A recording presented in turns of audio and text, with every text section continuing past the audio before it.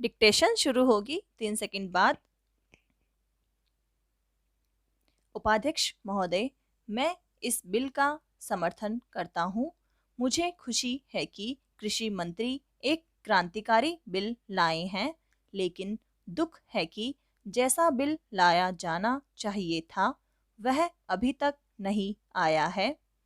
मुझे खुशी है कि मंत्री महोदय ने बड़ी हिम्मत से यह बिल पेश किया है, परंतु कुछ सदस्यों ने इसका विरोध किया है।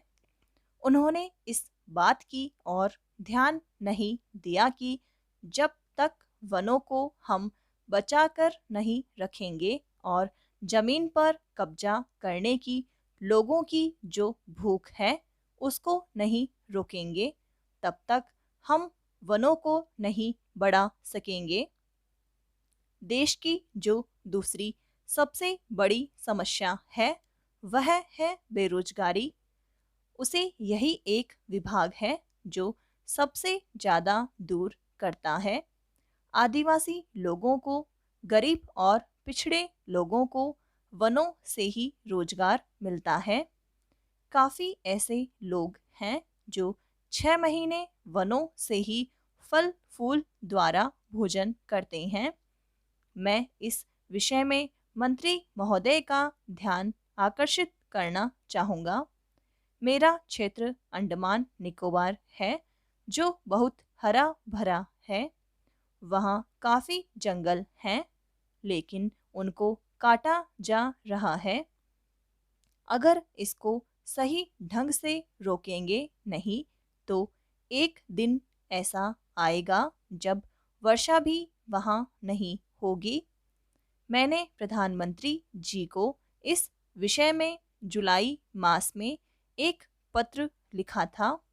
उसमें मैंने कहा था कि हमारे यहाँ जंगलों की कुछ व्यवस्था की जाए। इसके बाद एक समिति बनी जिसको वहाँ जाकर सारी चीज़ों को देखना था। उसकी सिफारिश के अनुसार वहाँ काम होना था। इस समिति को बने हुए 6-7 महीने हो गए हैं, लेकिन यह समिति आज तक वहाँ नहीं जा सकी है। झगड़ा क्या है?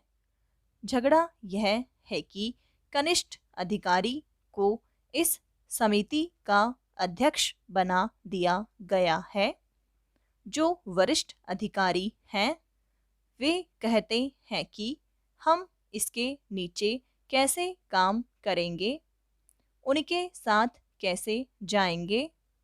इस वास्ते यह जो चीज़ है इसकी तरफ आपका ध्यान जल्दी से जल्दी जाना चाहिए और आपको इसको देखना चाहिए। हमारी जो अर्थ नीति है वह वनों पर आधारित है। जो गरीब लोग हैं उनका गुजारा इन वनों से ही चलता है। जो इमारतें हैं वे लकड़ी की ही बनती हैं। ईंटें वहाँ नहीं बनती हैं। सीमेंट का वहाँ कोई कारखाना नहीं है। इधर से ही वहाँ सीमेंट जाता है। उससे सरकारी काम भी पूरा नहीं हो पाता है, तो वह लोगों को कैसे मिल सकता है। आज सारे देश में एक चर्चा चल रही है कि अंडमान में बहुत टिम्बर है। असम से टिम्बर नहीं आता है, चूंकि वहीं से आ सकता है।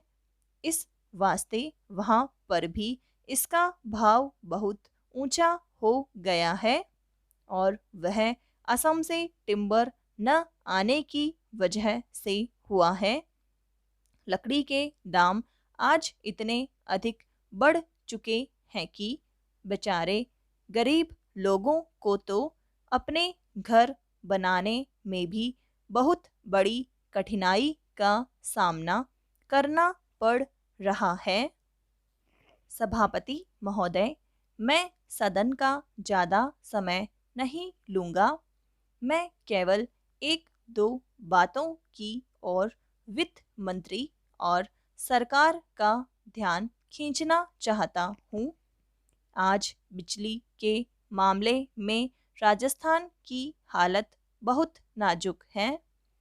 खास तौर से पिछले 5-7 दिनों से गांव में परेशानी बहुत बढ़ गई है। मैंने देखा है कि कई जिलों में पिछले कई दिनों से बिजली नहीं है।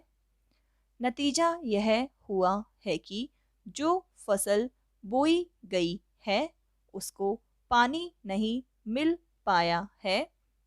वहाँ पहले से ही अकाल की स्थिति है। बिजली ठीक तरह से न मिलने के कारण किसानों की फसल बर्बाद हो रही है। इसलिए बिजली को और अधिक फैलाने की बात को छोड़कर सरकार उसकी पूर्ति को नियमित करे।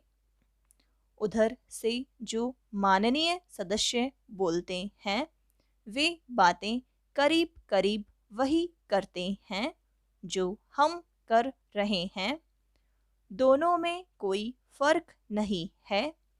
वे भी कहते हैं कि महंगाई है, बेकारी है और हालत खराब है।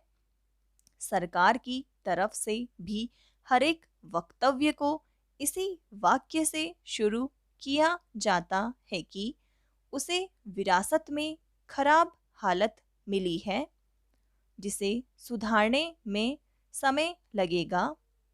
मैं निवेदन करना चाहता हूँ कि सरकार एक अवधि निर्धारित कर दे कि वह कब इस पहले वाक्य को बोलना छोड़ देगी। हम सरकार का विरोध नहीं करेंगे। वह हमको भाषण लिखकर दे और बता दे कि हम क्या करेंगे। हम वैसे ही इस सदन में और बाहर जनता के सामने बोलेंगे, लेकिन वह देश की हालत को सुधारें। आज चारों तरफ हालत बिगड़ रही है। आज गाँव में कोई व्यवस्था नहीं है।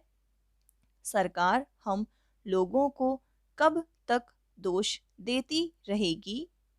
अगर हालत न सुधरी तो ये लोग भी डूबेंगे, हम लोग भी डूबेंगे और लोकतंत्र भी डूबेगा। आज गाँव में हालत बहुत खतरनाक ढंग से बिगड़ रही है। मैं बड़ी जिम्मेदारी और गंभीरता के साथ यह बात कह रहा हूँ। आखिर सरकार का और हमारा काम एक ही है। कुछ लोग उधर बैठे हैं और हम इधर बैठे हैं। इससे कोई फर्क नहीं पड़ता। हालत सब तरफ से खराब है। बिजली खराब है, कोयला खराब है, तेल नहीं मिल रहा है। किसानों के काम सब तरफ से रुके हुए हैं। गाँव के अंदर इतनी महंगाई बढ़ रही है कि गरीबों के प्राण निकल रहे हैं और आगे यह महंगाई जोर से बढ़ेगी। गेहूं का उत्पादन कम हो गया है। भाव अभी ऊंचे हो रहे हैं, आगे और भी ऊंचे होंगे। आगे आप फिर कहेंगे कि आयात के बिल बढ़ रहे हैं। पेट्रोल और डीजल के दाम बढ़ गए हैं तो आप मुसीबत में फंस गए हैं। आप मुसीबत में फंसते हैं तो हमें भी खुशी नहीं होती है। इसीलिए आप गंभीरता से सोचें। कुछ हमसे सहायता लेना चाहते हैं तो लें, जिस तरह से भी लेना चाहते हैं लें। आप जैसा कहेंगे वैसा ही हम जनता से जाकर बोलेंगे। अंत में मैं निवेदन करना चाहता हूँ कि आप राजस्थान के लिए ज़रूर कुछ करें। समाप्त।